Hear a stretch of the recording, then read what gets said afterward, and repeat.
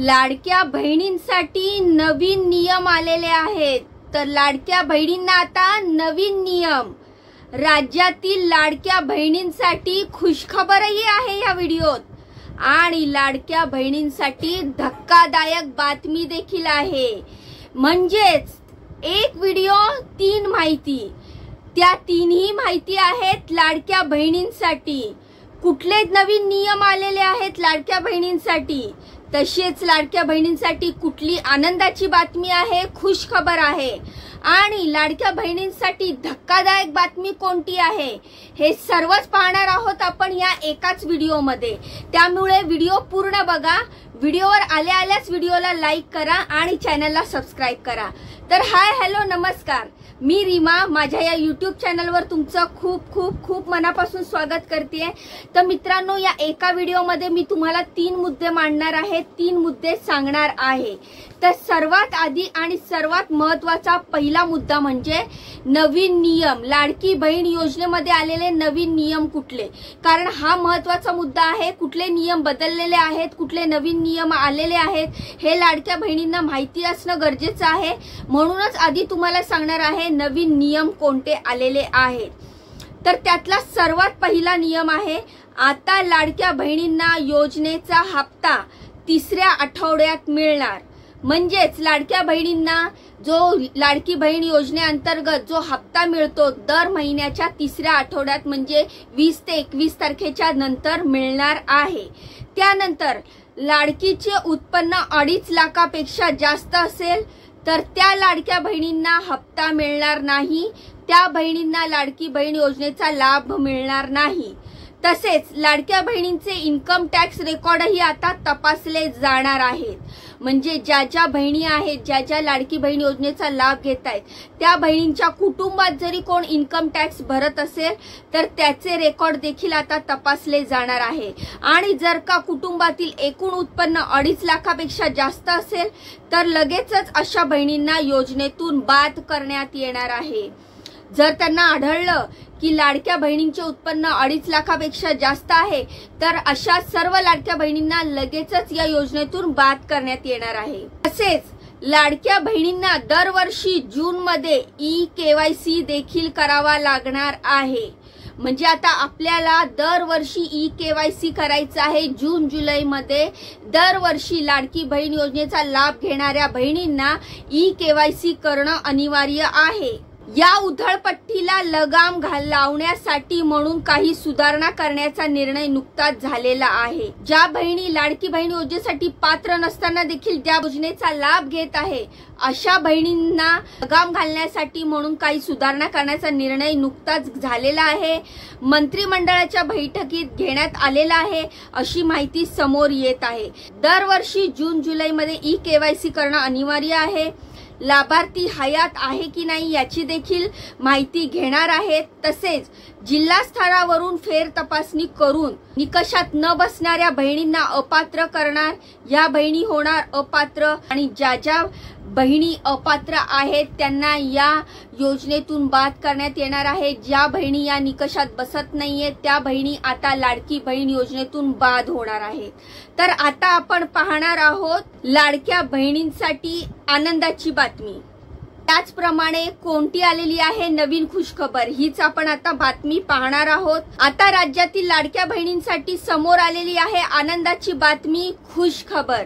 येत्या 8 दिवसामध्ये लाडक्या बहिणींचे फेब्रुवारीचा हप्ता त्यांच्या खात्यात जमा होणार आहे। म्हणजे येत्या 8 दिवसाच्या आत फेब्रुवारीचा हप्ता लाडकी बहीण योजनेअंतर्गत बहिणींच्या खात्यात जमा होणार आहे। स्वतः अर्थमंत्री अजितदादा पवार साहेबांनी जालन्यात ही माहिती दिलेली आहे।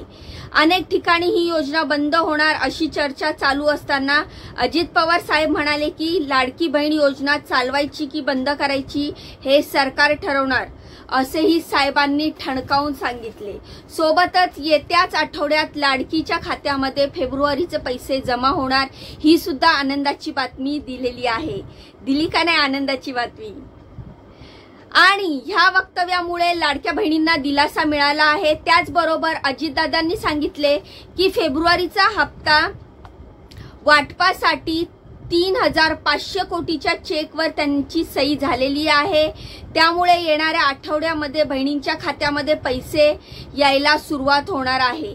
तसेच महिलांशी वेडेवाकडे वागू नका, अन्यथा मकोका लावेल नाहीतर टायरमध्ये घालायला सांगेल, असे देखील अजितदादा पवार साहेबांनी ठणकावून सांगितलं आहे। आता आपण तिसरा मुद्दा पाहणार आहोत, लाडक्या बहिणींसाठी धक्कादायक बातमी। तर धक्कादायक बातमी कोणती आहे हे थोडंसं ऐकल्यावर मलाही टेन्शन आलं। तर आता बघूया आपण की लाडक्या बहिणींसाठी धक्कादायक बातमी कोणती।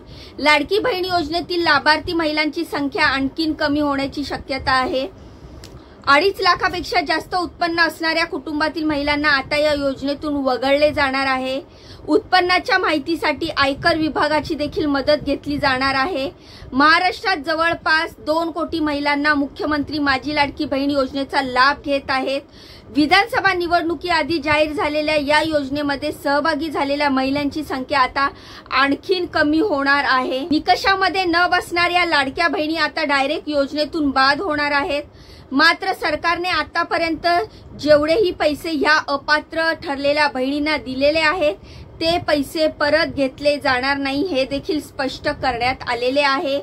कोणतीही योजना ही सरकार बंद करणार नाही असे देखील सांगण्यात आलेले आहे। जर एक धक्कादायक बातमी असली की आता निकषात न बसणाऱ्या महिला या योजनेतून बाहेर होणार आहे, तर त्याबरोबर त्या निकषात न बसणाऱ्या म्हणजेच अपात्र ठरलेल्या महिलांसाठी एक दिलासादायक बातमी आहे की आतापर्यंत त्यांना जेवढेही हप्ते मिळालेले आहेत ते हप्ते सरकार परत घेणार नाहीये, ते हप्ते त्या बहिणींकडेच राहणार आहे। म्हणजे जर डिसेंबर पर्यंत हप्ता काही बहिणींनी घेतलेला आहे, मात्र डिसेंबर नंतरच्या झालेल्या या पडताळणीमध्ये ही जी पडताळणी आता सुरू केलेली आहे आणि त्याच्या पडताळणीमध्ये ज्या लाडक्या बहिणी अपात्र ठरलेल्या आहेत, निकषामधून बाद झालेल्या आहेत, अशा बहिणींना आतापर्यंत म्हणजे डिसेंबर पर्यंत जेवढेही हप्ते मिळाले असतील तेवढे हप्ते परत घेतले जाणार नाहीये।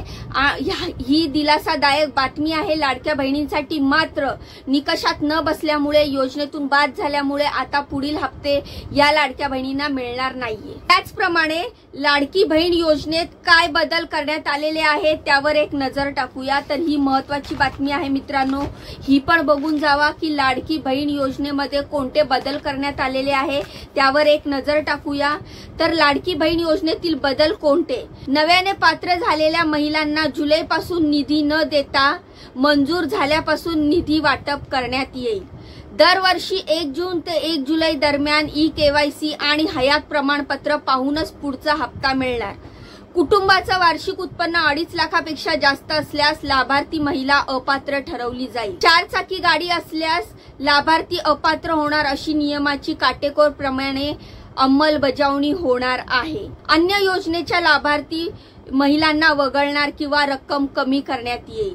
म्हणजे संजय गांधी निराधार योजनेच्या लाभार्थ्यांना लाडकी बहीण योजनेतून वगळण्यात येणार आहे आणि 65 वर्षे वय ओलांडलेल्या बहिणी होणार अपात्र।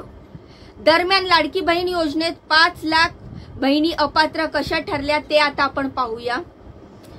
या 5 लाख अपात्र बहिणींच्या आकड्यापैकी 2,30,000 महिला या संजय गांधी निराधार योजनेच्या लाभार्थी असल्यामुळे या 2,30,000 महिला वगळण्यात आलेल्या आहेत। त्यानंतर 1,10,000 अपात्र बहिणी वयाचे 65 वर्षे ओलांडल्यामुळे या 1,10,000 बहिणी बाद झालेल्या आहेत।